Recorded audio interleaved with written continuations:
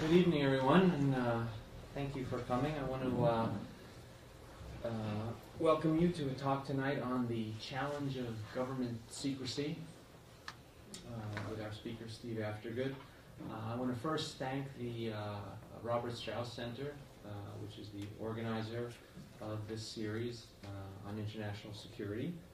I also want to thank Betty Sue Flowers, our hostess tonight from the LBJ Library, for all the work that she has done in helping to organize these events. And I want to alert folks that we're going to have our last speaker of the series on December 7th, Pearl Harbor Day. Mike Desch of our colleagues down the road, Texas A&M.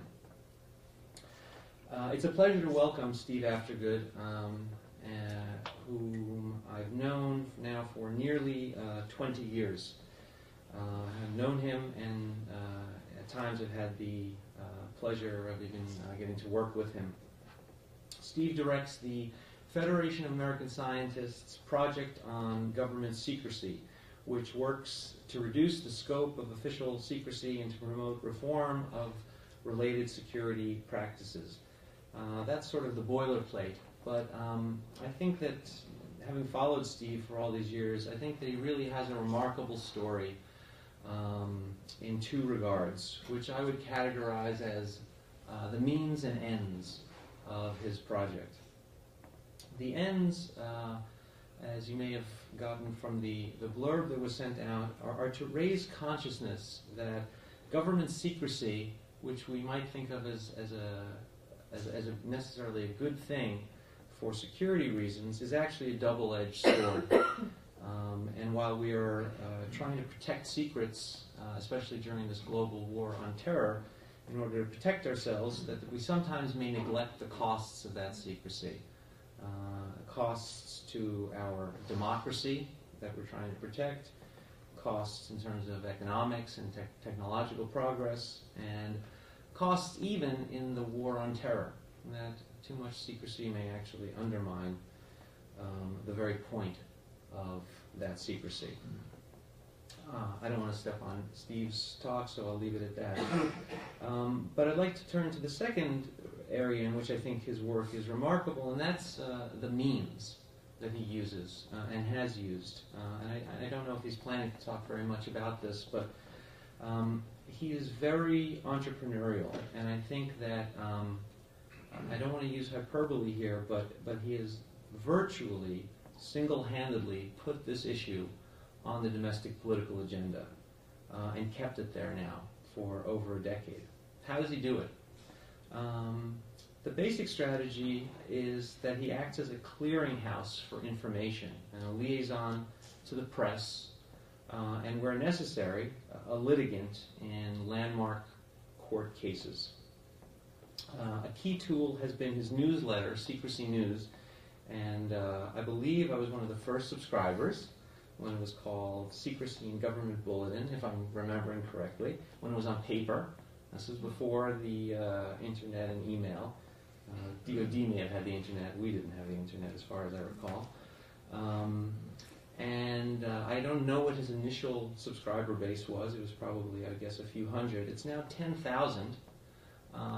All of whom have requested it. These are not folks that he sends it cold to, and these are folks in the media, the government, and the public. And if you're a close reader of this newsletter, as I've been, what you start to realize is that an enormous share of the news reports that you read, whether it's the Wall Street Journal, the Washington Post, the New York Times, you read about a few days earlier in his bulletin. So in other words, he's feeding these stories to the media. The media's then picking them up and then playing them, and he's sort of the Wizard of Oz, kind of behind the curtain, that's making this be a national issue.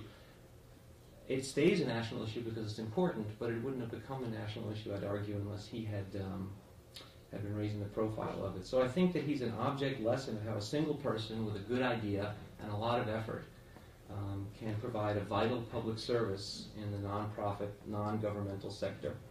So that's my pitch for why he's a remarkable character. Just a few other highlights. He has authored or co-authored a number of articles in journals such as the New York Times, Scientific American, and notably an early piece on government secrecy in 1992 in Issues in Science and Technology. He was a plaintiff in a Freedom of Information Act lawsuit against the CIA, which led to the first declassification of the total intelligence budget in 50 years. He's also received 3 awards, one from the American Library Association, one from the Association of Law Libraries, and my favorite, a First Amendment Award from the Hugh Hefner. Hugh Hefner First Amendment Award from the Playboy Foundation. And when he received that award, I said, so, are you excited about this? What does your wife think about this? Receiving an award from the Playboy Foundation. She says, well, she thinks it's great, but she says she's going to go with me. So without any further ado, Steve Aftergood. Thank you, Alan. Like Alan said, we've known each other for 20 years since we were both 5. Thank you very much for that generous introduction and that very fine précis of the subject of the talk, which actually is very close to what I had in mind. I have a few things I want to say. Before I do, I just want to encourage you to interrupt at any point if I say something that is not clear to you or that is clear to you and you disagree with. I would welcome your commentary or your comments or questions, since I don't really want to lecture continuously for very long. The subject is not me, but is government secrecy, and why it's important and why it's a problem that really affects all of us to one degree or another. As sort of an overture to the talk, I thought I would highlight for you one of the most famous classified and declassified documents of recent times. This is the headline of an excerpt from the President's Daily Brief of August 2001, captioned, "Bin Laden Determined to Strike in U.S." The U.S. intelligence community has taken a lot of grief, justifiably for the most part, for its failures to anticipate and prevent the events of 9/11. But in this instance, at least, they showed remarkable foresight in highlighting for the President, a month before the event, the fact that Al-Qaeda was intent on some kind of spectacular terrorist attack in the United States. Now, the fact that this was part of a briefing for the President in the President's daily intelligence brief guaranteed and presumed that it would be highly classified. It is something that is shared with, I think, fewer than a dozen people in the White House complex. But its secrecy also comes with a price. Part of the price is that a lot of the dynamism, so to speak, associated with this information was lost through secrecy. To put it another way, imagine that this had been leaked to the New York Times or the Washington Post. It would, first of all, be front page news. It would prompt questions. How do we know? What does it mean? What are we doing about it? It would result in heightened awareness on the part of security personnel throughout the government and the public sector that there is a potential threat. It might even, speculatively, serve to deter the planners, or at least to delay them. Or it might have had no effect at all. I don't, of course, know. But one has to consider, at least as a possibility, that the price we paid for elevating this issue to the President and the secrecy involved also removed its potency as a way to catalyze improved security, and that all of the controversy and the attention we've paid to the threat of terrorism since 9/11 might, under other circumstances, have taken place in advance of those events and might have shaped them if they had been permitted to do so. As I said, I don't know that to be true, but I offer it as a possibility for your consideration. Alan told you something about who I am. I just want to mention that although I'm here to describe for you as best I can the state of affairs in government secrecy objectively, you should know that I am an advocate, and I do have a point of view, which is that secrecy is excessive and damaging and needs to be reversed. The secrecy system is an enormous apparatus that most people are blissfully unaware of, but that is really quite astonishing in its size and scope when you take a look at it. In the most recent annual statistics, which are compiled by a body called the Information Security Oversight Office, the government reported that there were 14.2 million classification actions last year. A classification action is a decision to mark a unit of information as confidential or secret or top secret in the name of national security.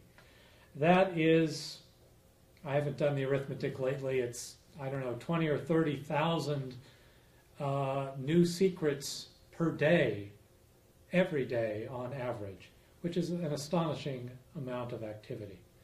There are some 4,000 people in the executive branch who have authority delegated from the president to create classified information. There are billions of pages of currently classified records dating back to World War I. Several years ago, I submitted a Freedom of Information Act request to the National Archives, and I said, I would like a copy of your oldest currently classified document. I don't know what it is, but I would like a copy of it. And they actually thought it was an interesting request, and they were intrigued as well and decided to do a little bit of research. And the answer came back that as far as they could tell, and they couldn't tell for sure without searching the endless compartments of the National Archive, as near as they could tell, the oldest currently classified document was dated April 15, 1917. And it was an intelligence assessment of the state of affairs in World War I Europe and the intelligence requirements that the United States would have if it were to decide to intervene in World War I, which it did shortly afterwards. This is a document that had been reviewed for declassification in 1972, but at that time they decided, oh no, it's still too sensitive. But finally, when I asked for it in the 90s, they said, yeah, sure, you can have it. And it turned out to be quite an interesting document that provided quite a bit of detail on intelligence methods of the time, such as watching trains as they were moving in various locations, trying to assess what kind of materiel might be on board, how frequently they were traveling and where, and so forth. On the other hand, this was from a time before nuclear weapons were invented, before the Soviet Union was established. It was effectively from an era that was 2 political universes ago, and yet it remained under national security classification controls until its declassification was prompted by an outside request. So then I went back to the National Archives. I said, thank you for declassifying this interesting document.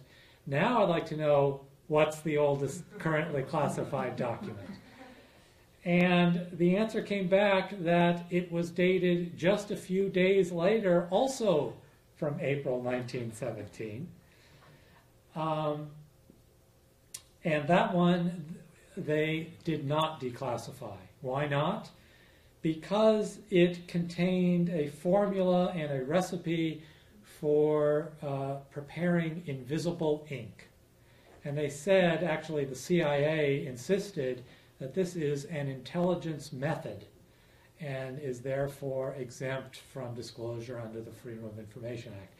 I remember in my boyhood, many decades ago, I think my older brother used to subscribe to a magazine called Boy's Life, which is blessedly out of business now.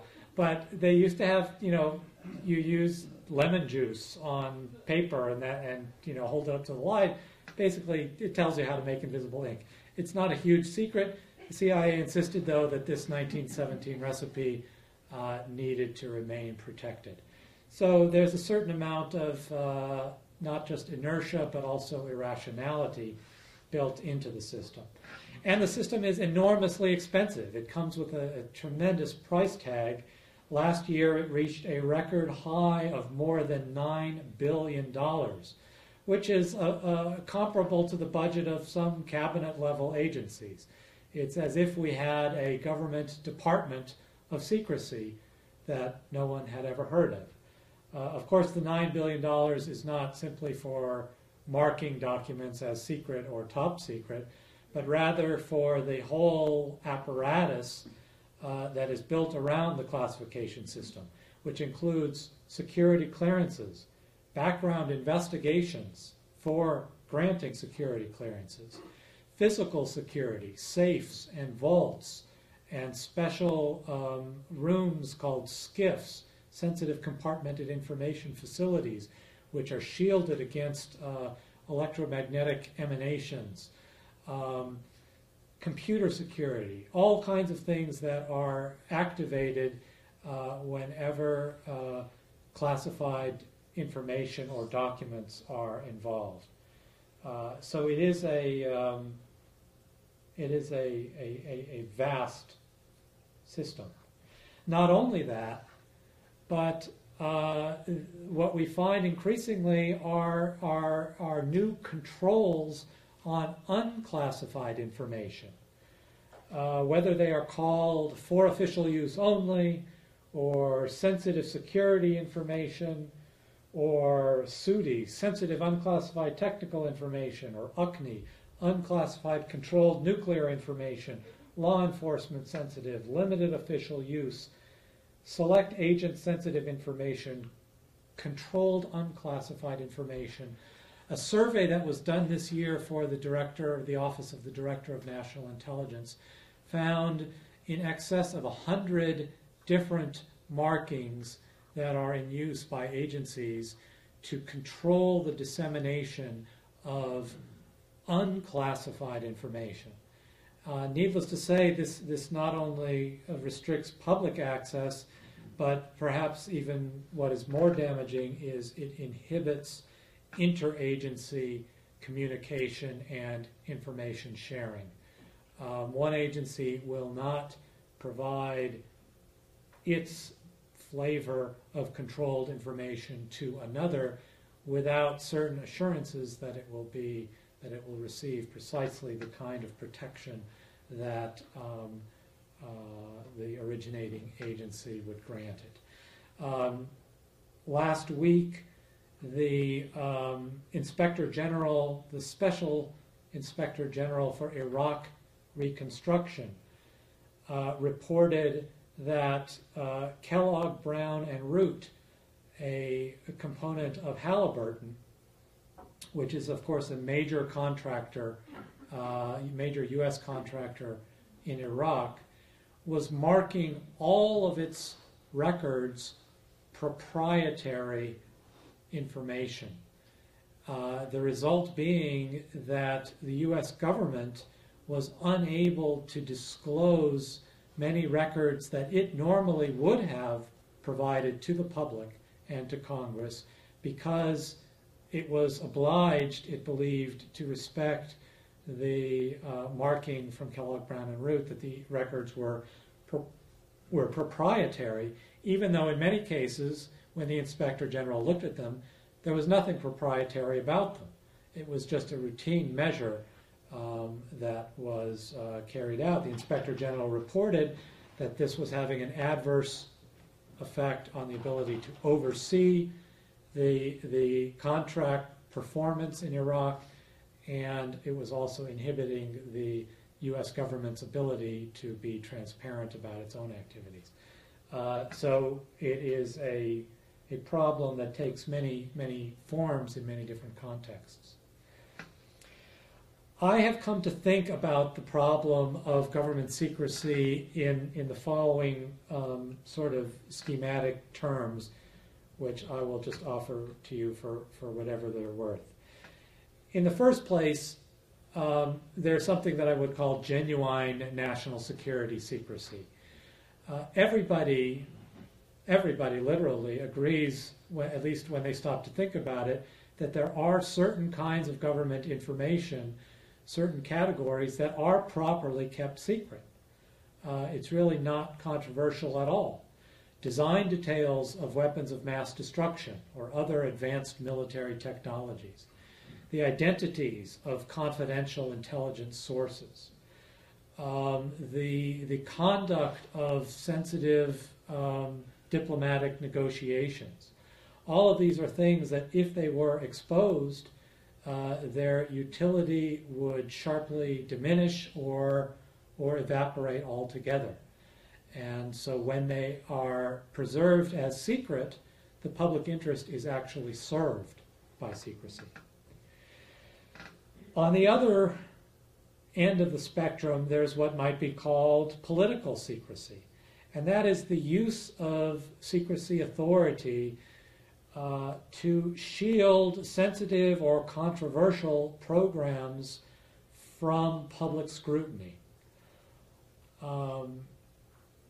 To pick a random example, the CIA in the 1950s and 60s had a very controversial program called MK Ultra, which was a series of experiments and investigations of human behavior modification.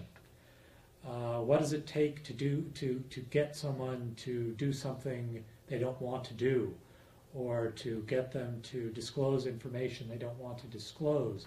They used chemical techniques, they even used radiation, they used hypnosis, they used anything anyone might think of just to try and clarify the nature of the problem. They also damaged the health and well-being of a number of human subjects. They led one subject to commit suicide, and they did a number of other disreputable things. But the point I was going to mention was they also destroyed all of their records. Why? So that they could not be held accountable for their actions. The director of Central Intelligence at the time, Richard Helms, ordered the MK Ultra files destroyed, and they were, and most of what was done in that series of programs, the full story will never be told. In between those two extremes is what might be termed bureaucratic secrecy. And there's no malign or really self-serving intent as much as there is a sort of bureaucratic tendency to hoard information. Large organizations of any kind, it is really a defining characteristic of theirs that they do not willingly disclose their internal information. At best, they have to be compelled to do it. And a lot of times, if you call up an agency, you ask a question, you will get a question back. Why do you want to know? And, oh, who are you? What is your agenda? is telling you what you want to know going to hurt me and my agency or help me? Whether that is made explicit or not, it is frequently a subtext to the encounter between a government bureaucracy and the press or the public. And that's just a fact of life. There's an allusion to the German sociologist Max Weber here, who a century ago made the observation that secrecy is a defining characteristic of bureaucracies. This is it's probably just as well that it's not quite intelligible, because if it were intelligible, it would be classified, and not only that, the government could come in and seize this slide under the terms of the Atomic Energy Act. This is a blueprint, not an artist's concept, but a blueprint of an actual nuclear fission explosive with a cross-section and the dimensions given in 5 significant figures, as well as a description of the various, you have the highly enriched uranium, well, in this case it is highly enriched uranium in the center, surrounded by explosive lenses. There is what is identified as a layer of felt in between 2 of these sections, which is something I was not personally aware of, and I'm not sure what its function is. The point of this is that this, the reason I show it to you is that this is an example of information that arguably or certainly is properly classified and yet is in the public domain. It was sent to me by email. It is a British weapon, and I think it may have originated, perhaps by mistake, in a release from a British archive. But the point simply is that that the classification system and the secrecy apparatus, as vast and far-reaching as it is not foolproof, nor is it 100% effective. There are all kinds of genuinely sensitive kinds of information that are out there in the public domain for good or ill, and it may be for ill, but it is a fact. On the other hand, there are no end of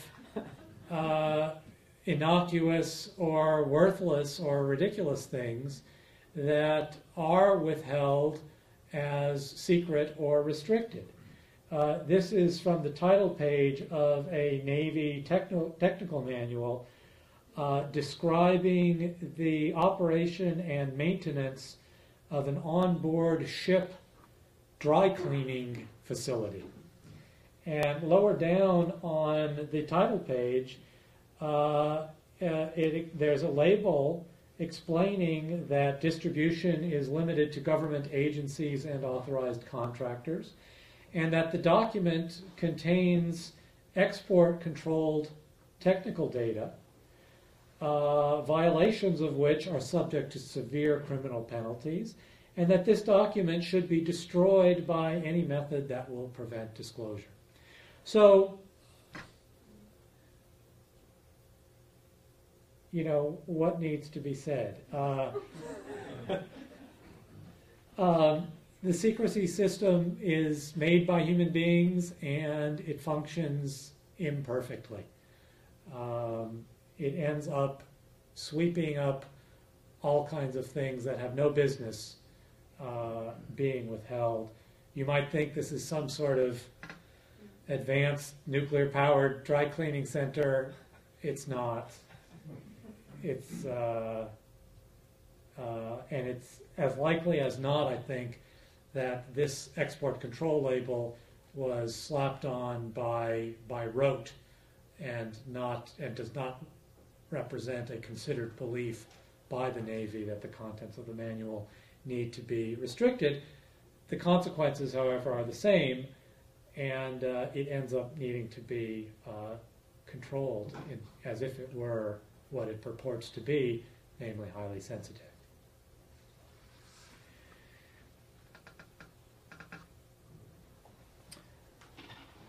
Sometimes the secrecy system does worse than to withhold innocuous information. Sometimes it actually undermines the processes of government and the practices of government accountability. The abuses of Iraqi prisoners at the Abu Ghraib prison facility were originally investigated by an army general named Antonio Taguba, who reported his findings in a classified report dated March 2004 that was actually marked secret and no foreign dissemination. Among the findings of the report that were specifically marked as secret were the conclusion that numerous incidents of sadistic, blatant, and wanton criminal abuses were inflicted on several detainees. And when this information became public, it became public not because the Army disclosed it in the course of events, but because this classified Taguba report was leaked to the press. It took a leak, an unauthorized disclosure of actually classified information to bring this to public attention and to initiate the process of congressional hearings and public accountability. Secrecy, I believe, in this case, did a disservice, and a leak, an unauthorized disclosure, actually contributed to accountability and the health of our political system. That's not the way things are supposed to work, but that's the way they did work in this case, I think. Another example of a government secrecy policy that was abandoned in the end, the Pentagon took the position that media photographers should not be permitted to take photographs of coffins of U.S. servicemen and women whose flag-draped coffins were returned from Iraq to Dover Air Force Base. Obviously, members of the military who were killed in action. The U.S. government said, you know what, even though these are flag-draped coffins, this is an invasion of privacy, and it upsets the family members of the deceased servicemen and women. And therefore we are prohibiting you from taking such photographs. That contention was difficult for many people to understand. It's hard to see how privacy can be violated when the identity of the fallen soldier is concealed by the flag. It took a lawsuit under the Freedom of Information Act filed by a former CNN reporter, Ralph Begleiter, who's now at the University of Boston, I think, who said, you know, this policy makes no sense and there's no good reason for it. And under pressure of litigation, the Pentagon said, you know what, we have changed our policy, we changed our mind, you can now do this. I think, you know, one of the problems with my three-part scheme that I gave you before is that it's really based on, in part, on attributing a motivation to the government agency as to why they wanted to keep something secret. And I'm reluctant to do that, particularly since I don't know who the individuals were who wanted to keep this secret or what was on their mind. So I don't want to tell you that this was politically motivated secrecy designed to suppress media coverage of American fatalities in Iraq, although it certainly could have been.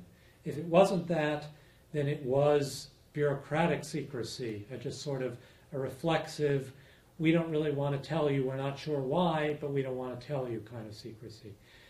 And in this case, the constructive part of the story is that it was possible to overcome the reflexive or deliberate secrecy on the part of the Pentagon by challenging it in court. And that ability to appeal the process and to have an independent review of these kinds of decisions is just vitally important to making sure the process works correctly. If the judge had come back and said, I think there is a privacy issue, and I have affidavits from 100 families saying they're deeply distressed by these photos, and I'm going to respect that, then even critics would have to say, well, we gave it a shot, we made our argument, but a judge said the other side was right and we were wrong, and that's the way it should be. In this case, the judge didn't even have to rule because the Pentagon was unwilling to present its argument to a court, which perhaps speaks for itself also. There is a mounting resistance in some quarters to the kinds of unauthorized disclosures of classified information that I've mentioned. I haven't heard anybody complain about the Taguba report and to say, oh God, that shouldn't have been leaked. We should have kept these wanton, sadistic, and criminal abuses secret. I haven't heard anybody make that argument. But people have argued that the New York Times should not have disclosed the existence of the warrantless electronic surveillance program that it did disclose last December. This is a program conducted by the National Security Agency, which, according to the official telling, involves the monitoring of calls between someone in the United States and someone who is known to be a member or affiliate or somehow related to Al-Qaeda who is abroad. The NSA intercepts and monitors such communications without going through the procedures defined by a 1978 law for conducting such surveillance. And last summer, one court in Detroit concluded that, in fact, that activity is unconstitutional and does not comply with the law and should be suspended. The government is appealing that decision.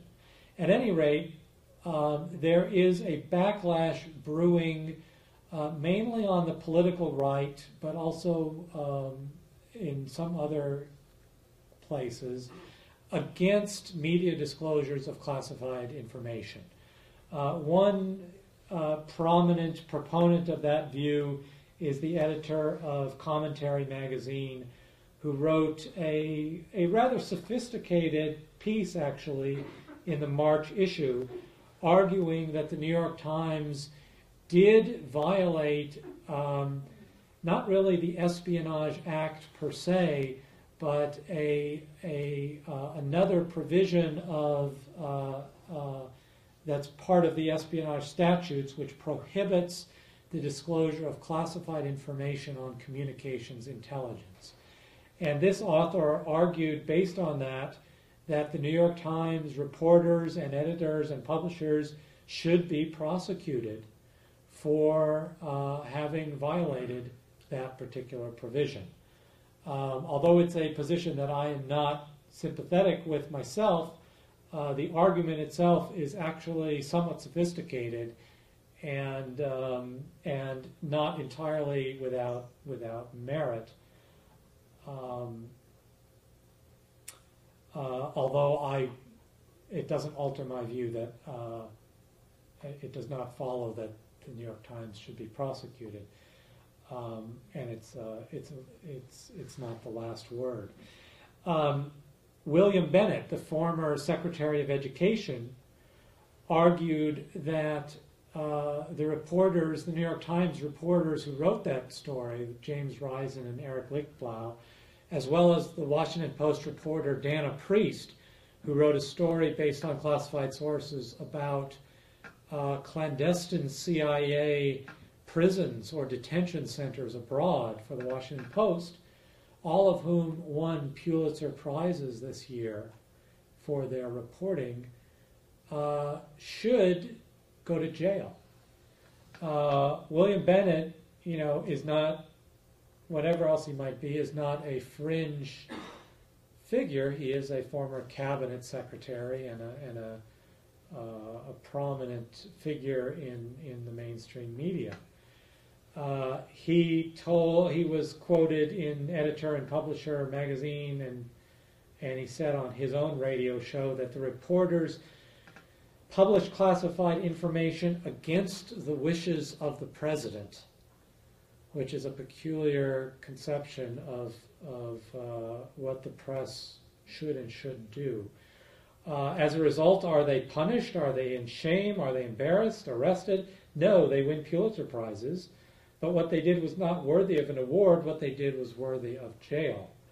And so there is a real backlash that is brewing against reporters who publish classified information, and it is part of the whole question of how to properly manage secrecy policy that I wanted you to be aware of. It has gone beyond calls for hypothetical prosecutions and has actually gotten into at least one actual real live prosecution, which that's my caption here, the APAC case. This is a lawsuit that was brought last year against 3 individuals.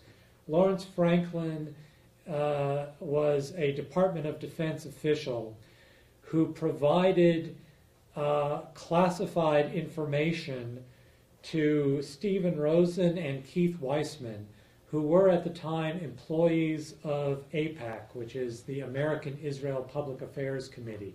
It's a pro-Israel advocacy organization. And Franklin provided classified information having to do with Iran, and actually we don't know all of the details of what was provided. But he was arrested and charged with unauthorized disclosure of classified information, which he pled guilty to, which is not necessarily surprising.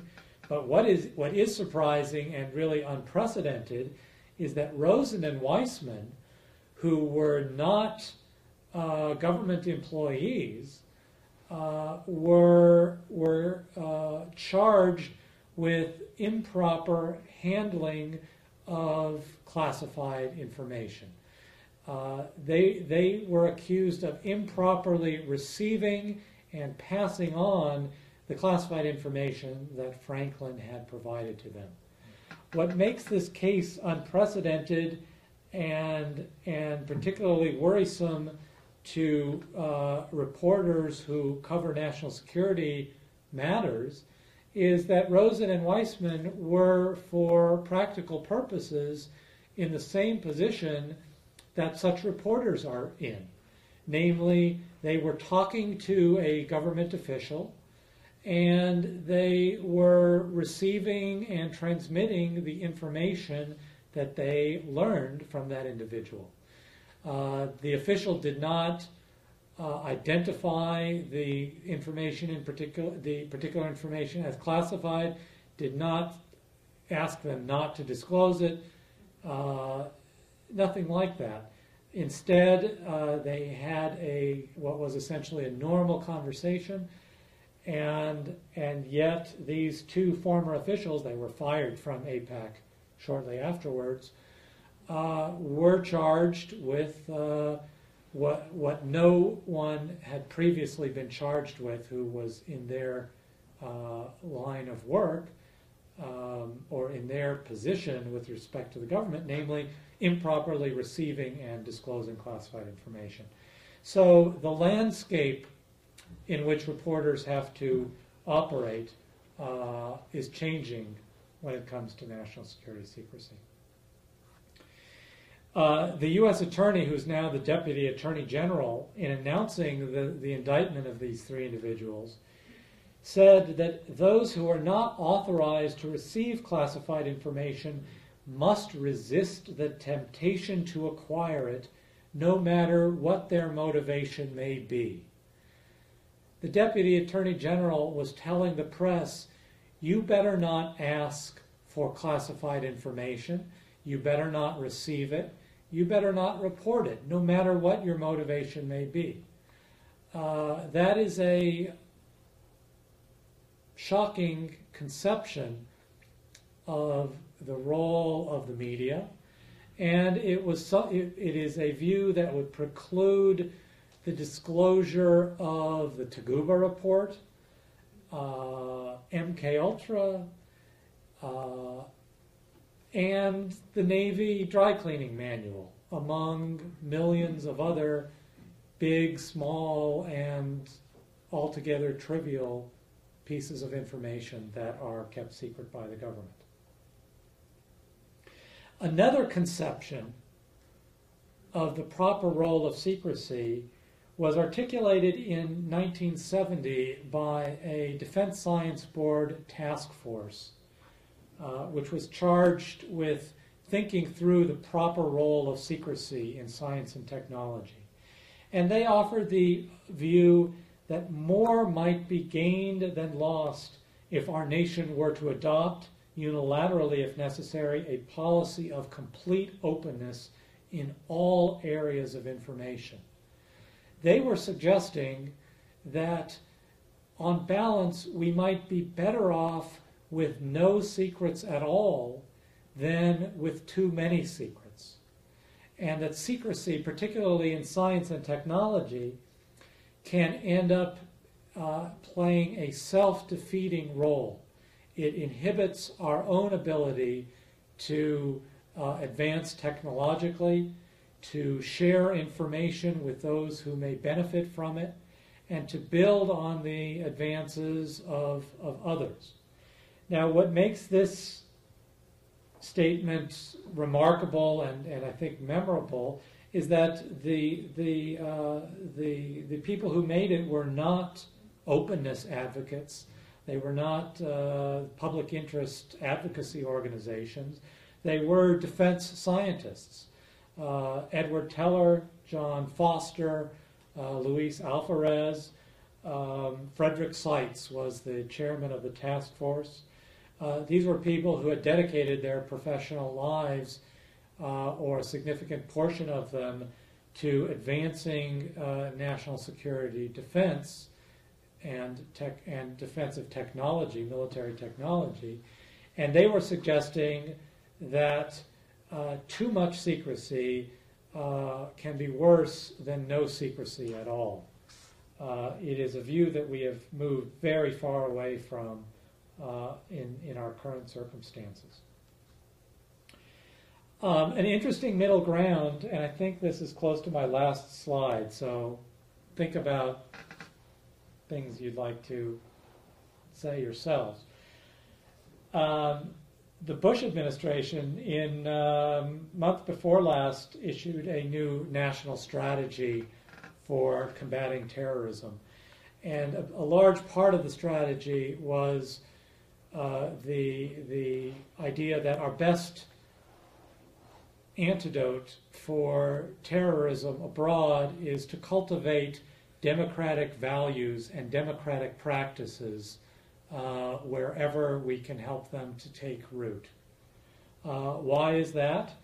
Because such practices, such as openness in government and a free press, quote, can expose and discredit falsehoods, prejudices, and dishonest propaganda.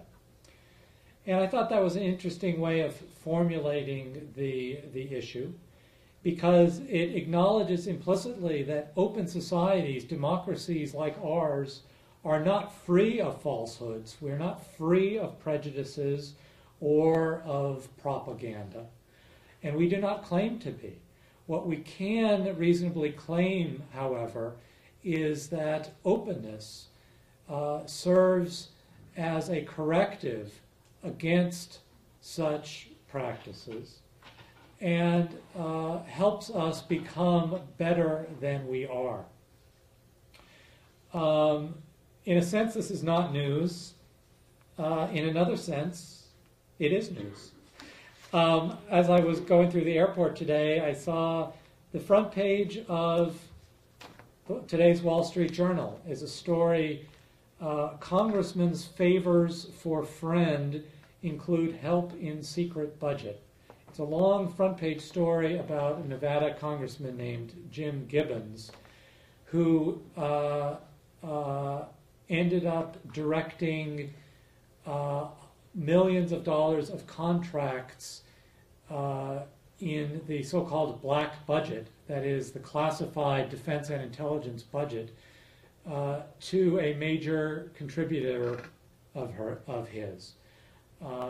Basically, he used the special access he enjoyed as a member of a classified appropriations subcommittee to earmark classified money for a contributor who had given him large sums of money. It is a cliche in my business to quote Justice Brandeis, who famously said that sunshine is the best disinfectant.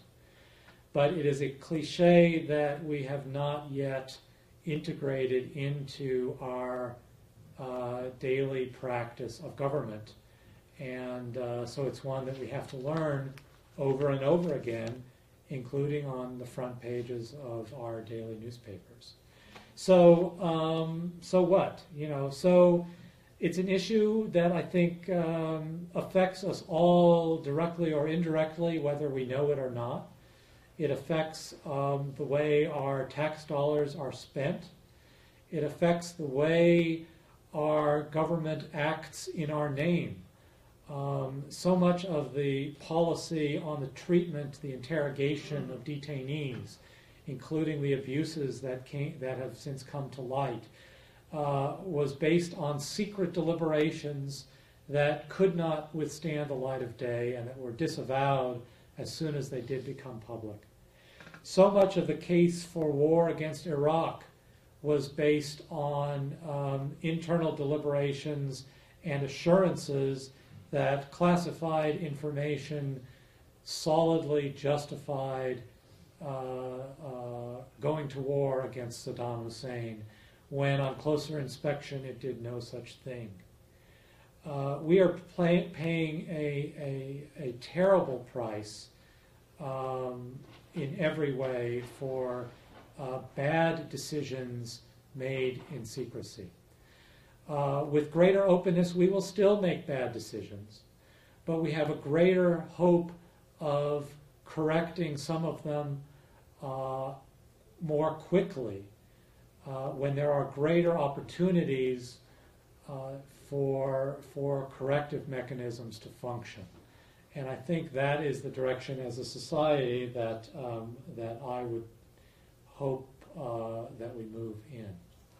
So I could sermonize without end, but I hope someone will ask me a question. Thank you.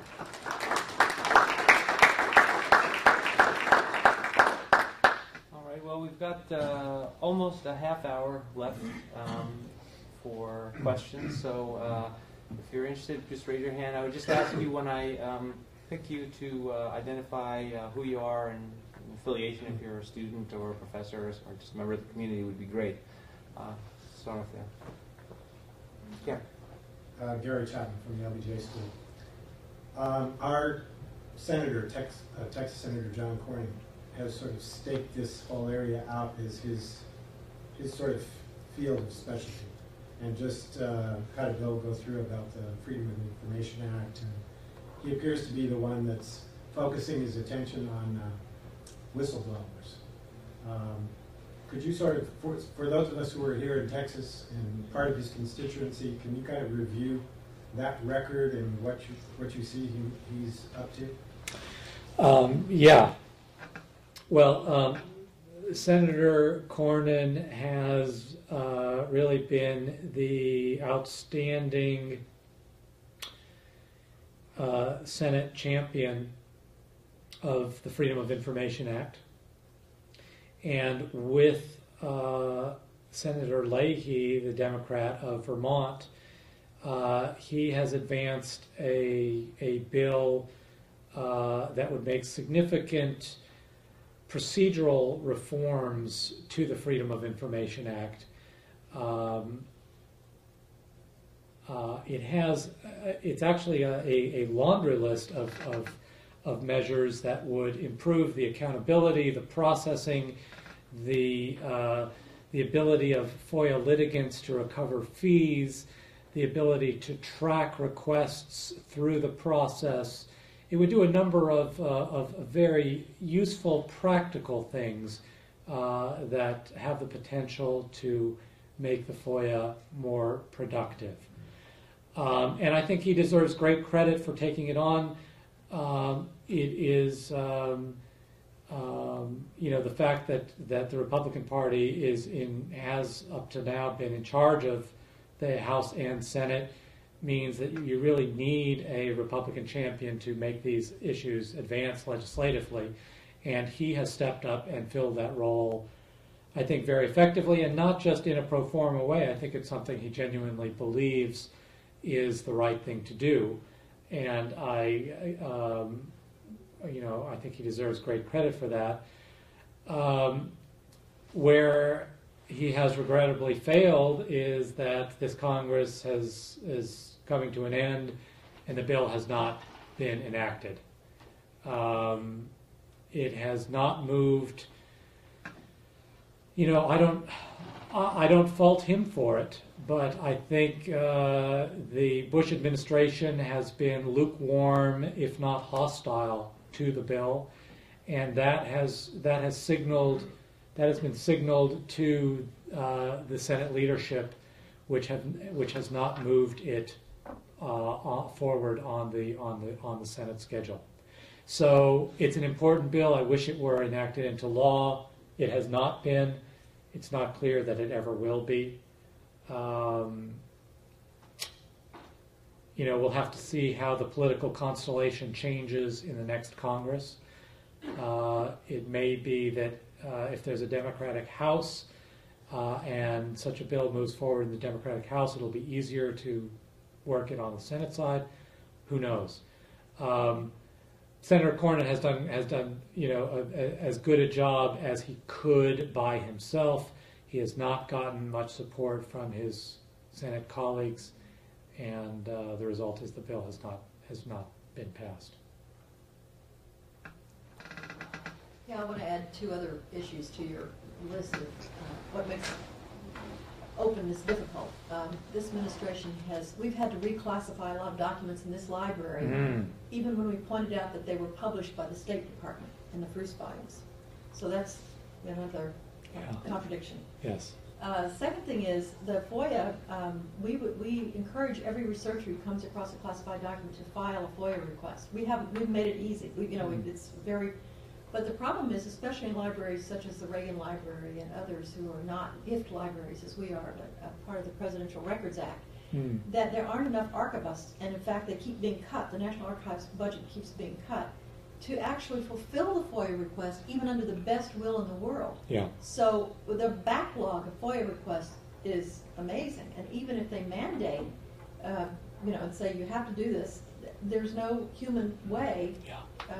We don't have enough archivists to do it. Right. So just two additional things. Yeah, Yes. no, both of those are very important points. I mean, there's several important either scandals or misadventures that in the last several months that I haven't even mentioned. One being the discovery, I mean, at least from the public's point of view, it was a discovery that many thousands of pages in public archives were being reclassified, although they had long been in the public domain, and in some cases were published in volumes that are on library shelves all over the country by the government itself. It was the archivist of the United States, Alan Weinstein, the head of the National Archives, to his credit, commissioned an audit of that whole episode and also committed to not doing it anymore, at least not without a very good very good reason and a public accounting for it. So I think that part of the problem is on the way to being fixed. The other part of the problem is not on the way to being fixed, and that is just the logistical challenge of declassifying the mountain of classified historical records that are awaiting review. I mean, the people in the libraries and the archives, sometimes if they are the target of frustration by the public, although as soon as you learn a little bit about the process, you realize they're the good guys. They're the ones who are trying to make it work. But they are under enormous financial stress themselves.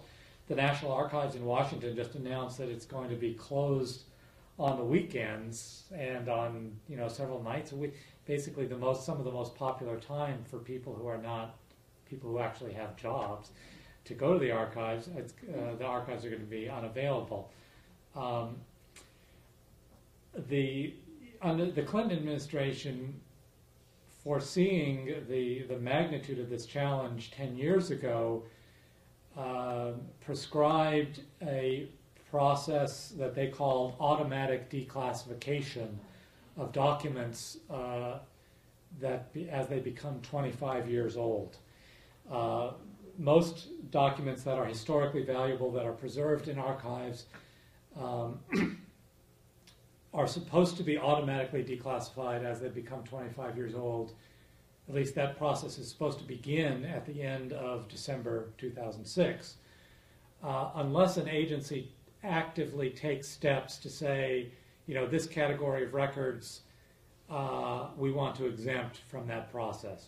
But the default process is supposed to be that 25-year-old records are supposed to be automatically declassified with minimal or no review. It's not quite turning out that way, and the buildup of this vast accumulation of records is stressing the system, and it's more than the system can digest without a large infusion of funds. It's just going to take longer than anybody wants to, I don't know whether it's an elephant inside a snake or something, but to get the thing out the back end, it's not going to happen very quickly. And of course, every year, another vast set of records becomes 25 years old. So there's no end point at which the process will be over. There will always be many millions more pages of records each year becoming 25 years old. So we're not sure how it's going to work out. But it is a challenge. Please. Yes, you. I'm Jacqueline. Hi. I apologize if you said this and I missed it, but I'm just interested in, there must have been some major event in your life that got you into this work, and what would that have been? I can't talk about it. No, actually I can. I was on the staff at the Federation of American Scientists. I was actually working on the development of nuclear power sources for use in space. which in the late 1980s and early 1990s was the subject of considerable investment in connection with what was then called the Strategic Defense Initiative and the possible deployment of space weapons platforms in Earth orbit that might need to be powered by nuclear reactors, et cetera, et cetera, et cetera. Anyway, so at one point in 1991, somebody sent me a stack of classified documents about a highly classified SDI program called Timberwind, which was a program to develop a nuclear reactor-powered rocket engine for who knows what it was for. But the idea was that a reactor which operates at very high temperatures, you pass liquid hydrogen through the core, it expands into a gas extremely rapidly, pass it out a nozzle, you've got very powerful thrust, and you can get a heavy lift launch vehicle out of it or something else like that. Anyway, this program, Timberwind, was conducted as what's called an unacknowledged special access program, which means that not only is the content of the program classified, but the mere fact of the existence of the program is classified. And so somebody sent it to me knowing that it would be of intense interest, as indeed it was. They also sent me the access list of several hundred people who were cleared for access to the program, at least some of whom I knew from other activities. And I, dropped hints that I knew about the program and this and that. And I, basically had a few conversations, enough to get the rather clear impression, and in fact, in one case, an explicit acknowledgement, that the program was classified because the Pentagon wanted to avoid the kind of anti-nuclear controversy they knew was inevitable if the program became public. And they said, look, let's first figure out if this makes any sense, if we want to do it, if it's workable, then, we can take our licks later if we need to.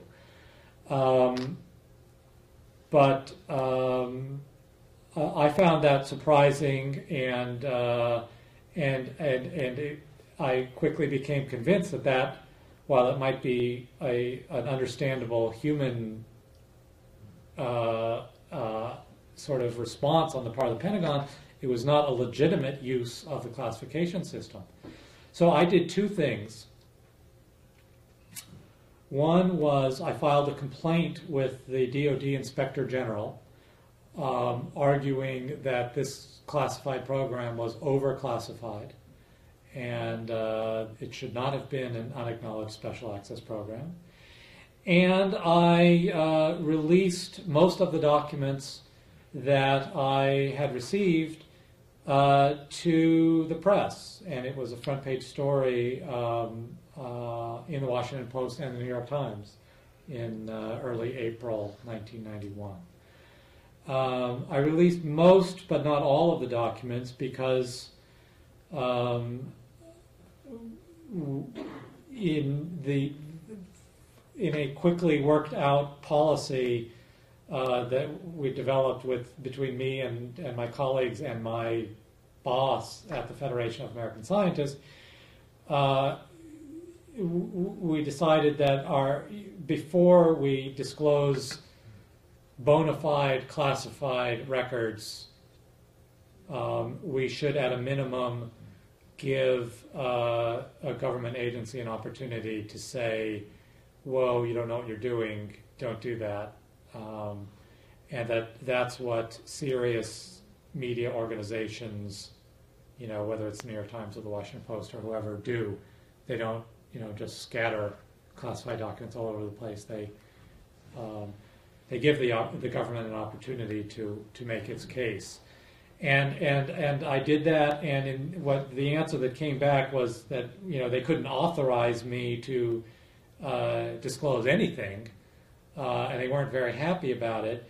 But there was one aspect in particular that they were concerned about, and that had to do with the design of the proposed reactor core, which was a particular kind of design involving a particular kind of newly engineered fuel. And they said, look, nobody is going to be interested in that except somebody who wants to replicate what we have done. So don't disclose that. And, I said, that makes sense to me. We won't disclose that. And we didn't. The rest of it we did disclose. We did complain to the Inspector General, and a year and a half later, the Inspector General came back, much to the dismay and disgust of the SDI program managers, and said this should not have been an unacknowledged program. If the X-ray laser, the program to devise a laser based on the detonation of a nuclear explosive in space, is not an unacknowledged program, there's no reason why this comparatively mundane reactor rocket motor program should be unacknowledged, and there's no rationale for it. So they slapped the wrist of the Pentagon, and they also reinforced me in my belief that a couple of things. One is that the system sometimes operates improperly, that my instinct was correct that this was overclassified, and two, that I could do something about it. Both of which are important lessons. If I lacked confidence in my own judgment, then I would be effectively paralyzed. I couldn't really do anything. No advocate who doesn't have confidence in his own set of values can function as an advocate. So that sort of gave me confirmation that I was on a right track. But equally important, it told me that not only is my judgment okay, but that it's possible to work on this problem. Even though we're talking about secret government activities, it's possible to do something about them. And that is essential to know that. And it's something that I've confirmed. I don't confirm it daily, and I don't confirm it weekly or monthly, but I confirm it with sufficient frequency to keep going. That it is possible to have an effect on this system, even though we're talking about, it's all underneath a blanket and you're trying, sort of poking at it without quite being able to get at it, but it's possible to do something. And so, anyway, that was my formative experience that has propelled me ever since. And so you did not resist the temptation? That doesn't sound like me. I did not resist the temptation. The judge said you were supposed to resist the temptation to that's right, that temptation. Okay, I did not. No, I don't believe in resisting the temptation. No, I did not. This was McNulty, the Deputy Attorney General, who said this. Yeah, I think he's mistaken. I do think you should exercise good judgment, and double check it with someone else's judgment also, because I don't think it's not a game of hide and seek. There can be things at stake that might not be obvious to the layman. So it is something serious, but I think it's something the public can be involved in. I've seen 3 hands. We have about 10 minutes, so if we could, okay, or I'll 4 try and hands, give so if we could try and do brief quickly. answers. Maybe Professor Galbraith first, Jim. Jack Galbraith. Dan Ellsberg has recently called on people who might have knowledge of U.S. plans for an attack on Iran to make that knowledge public and bring things into the public domain. I wonder if you could comment on that proposal, the issues it raises as you see it. This is a proposal that he published in the latest issue of Harper's Magazine, and it's on the Harper's website. basically Dan Ellsberg, who famously disclosed the Pentagon Papers, the history of U.S. involvement in Vietnam, has argued that in retrospect, what he regrets is not having done that, but rather the fact that he failed to do it earlier. And he believes that had he exposed the U.S. role or U.S. thinking regarding Vietnam earlier in the process, he might have helped to end that war earlier. By analogy, he suggests that presuming, as he presumes, that plans are being drawn up for an attack against Iran today, that someone should do what he failed to do with respect to Vietnam, namely expose those plans today.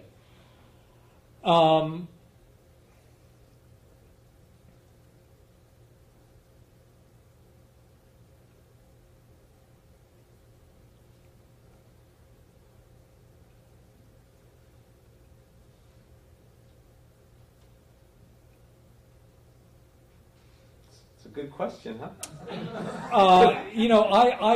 I was less than happy with the article because I felt that he was giving too much credence to a Seymour Hersh flavored view that there is a cabal in the Pentagon that is, has already established that it's a foregone conclusion that we're going to invade Iran, and it's just a matter of removing the veils over a period of time, and he wants the veils removed sooner.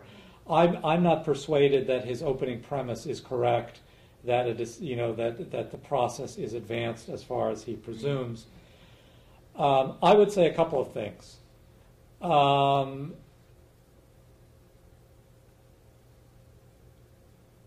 I am a believer in obeying the law. I think obeying the law is the way that is what makes it possible for us to live together. And setting aside the law is not something to be done lightly. I'm concerned that Ellsberg might be proposing to do so too lightly. Not just the law, but anyone with access to classified information signs a non-disclosure agreement, which is a solemn commitment not to disclose classified information to an unauthorized person. Also, something to be taken seriously. People who give their word should keep their word, except under extraordinary circumstances. Ellsberg argues that we face extraordinary circumstances today, or rather, if we do, then someone should act to expose that system. Since I don't accept his premise, I would say a couple of things. One is what people who have knowledge which has not been adequately briefed to Congress should. I would agree with Ellsberg this far as to say such a person should take it upon himself to communicate that information to Congress, and that process should be given an opportunity to work. If Congress is inert or helpless or fails to act, then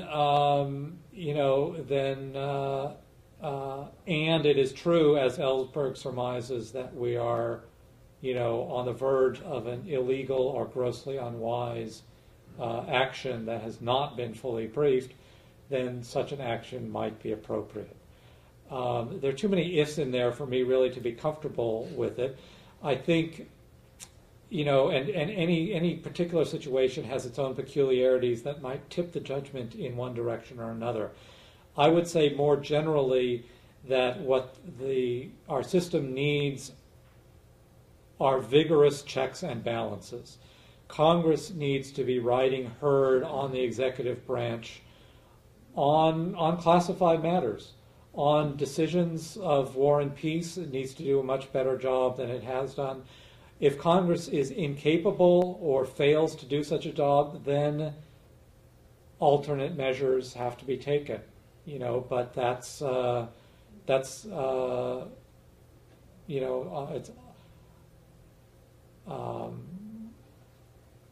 that would mean that the system has already failed, and the question is, how do we recover from the failure of the system?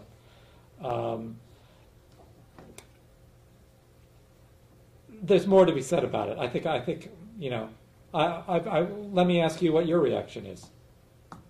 I'm not sure. It was a good question, and It's it a was good a good question. answer. Okay. Now we have 3 minutes, and we have at least 3 questions. So let me, first the gentleman in the green, then Ron Krebs, then Nikki. Anybody else have a question? So we'll collect all the questions, and then you'll give one mega answer. Okay. Hi, I'm David Kowarowski. I'm just in the community interested in this topic. I want to thank LBJ School and everyone else for having this. It's awesome. But even with all this awesomeness, how do we make this actionable? For me, I'm not an expert at this. Half the stuff you're talking about, I'll forget as soon as I walk out of this room. For myself and my friends and all, and we hear all this stuff. All we hear is Bush bad. We know stuff is going on. It's really bad. That more and more secrecy. And I think of, in just kind of the simple way of thinking that I can bring this down to Republican bad, Democrat good. Yeah. But how do we know who's good, who's bad, and how do you help us to make something, just do something, and not get in trouble? There's also this fear factor of if we do something, Bush or someone is exaggerating, but it's really there, that they'll come knock on your door or something. Yeah. Because that's question 1 you're supposed to remember. Okay. Do you want a piece of paper to write them down? You're good. I'm good. Question 2. Sort of a different sort of take. Ask you to put this in a little more context. If I saw the number correctly, if I remember, 14 million secrets per year, something along those lines, at least instances of classification. The United States is a very big country. The United States has particularly global interests. The United States is a reasonably large government. We expect to create more secrets than most other countries. How are we doing, taking that into account, relative to other countries? Are we doing worse? If we are doing worse, and I presume that, I'm going to take a leap and say that I think we probably are, I would ask you to speculate a little bit or give us your considered judgment as to why is it that we're doing worse. And I ask the question in part because it has profound implications, it seems to me, for how we make the system function better. You said a little bit about, we need more money to deal with sort of FOIA requests, but that's after we've already classified things. How do we prevent fewer things from being classified in the first place? What can we learn from other countries, if we can, about their experiences, or are they doing just as miserably as we are? Yeah. Boy. And last question, Nikki. Okay, thank you. Identify yourself. My name is Nikki Allen. I'm a second-year student here at the LBJ School. Thanks for talking with us today. In thinking back to 3 categories of reasons that material is classified, I would assume that the bureaucratic reason is probably the most easy, or I guess it's the most feasible to address. And so I'm wondering if that reason, I'm thinking about the solution for that, and if it stems from, if the problem stems from a training issue as far as the training of the employees and the people who are classifying the material, or if it's just the classification system itself, and if it would take a reworking of that entire system to address a solution to that problem. Fortunately, the answer to all 3 questions is the same. Checks and balances. These are all excellent questions, and I only wish you'd asked them earlier. To your question, everyone does not need to be a secrecy expert or even a FOIA requester. The best antidote to secrecy, I would say, is good citizenship. The whole thrust of secrecy in government is to turn the public into spectators. It's to say, look, the government's going to do what it's going to do. You are asked to vote and to pay taxes. Otherwise, it's not your business. To be a good citizen is to say, yes, it is my business, and I am going to be an active participant in the way my country works. And you will get most involved in the issues that are most of concern to you, and that is as it should be. If it happens that you have a particular interest in classification or secrecy narrowly construed, you're welcome to be in touch. I put out an email newsletter and also a blog, Secrecy News, which you can find easily online, and you can also subscribe easily should you wish to. How is the U.S. doing with respect to other countries? I would say this: the United States government is the most secretive government in the world. It is also the most open government in the world. The two are both true. It is the most secretive in the narrow sense that we are the most prodigious producers of new secrets. We have by far the largest defense budget, by far the largest intelligence apparatus and infrastructure, and just as a natural result of that, we are producing more secrets more quickly than anybody else. It is also true that we are more open than any other government. Try calling up a government agency in Poland or Belgium or Spain and getting the most elementary information. It's a runaround, even if you're a working reporter. And it's much easier with all of the frustrations that someone like myself encounters. It's important to acknowledge that we're doing better than anyone else still. The difficulty, though, is where we can do much better yet than we have been doing. And how do we do that? That's a more complicated. The answer to that is more complicated than I have time to go into, which is fortunate, and I also don't know the answer. But in a nutshell, the answer is checks and balances. You overcome either self-interest or bureaucratic inertia by placing by creating multiple nodes of review throughout the structure. When someone files a Freedom of Information Act lawsuit, it results in a judge reviewing the decision to withhold information. That's a very clumsy and burdensome way of going about things. But if you had disinterested persons, even if they are government employees, even if they are agency employees, saying, look, does this really need to be secret? Does it need to be classified? This is costing us a lot of money whenever we classify something. It's also inhibiting the proper functioning of our agency. So, once an agency head is persuaded that secrecy should be avoided whenever possible, then they can take steps to weed out and to screen out unnecessary secrecy. So it's really a question of a couple of things. One is selecting agency heads who believe or can be persuaded that unnecessary secrecy is undesirable, and then designing a structure whereby there are multiple opportunities to check what might otherwise be habitual or rote secrecy. And let's call that the end. Well, once again, I just want to thank you for a fantastic talk. Thanks a lot. In February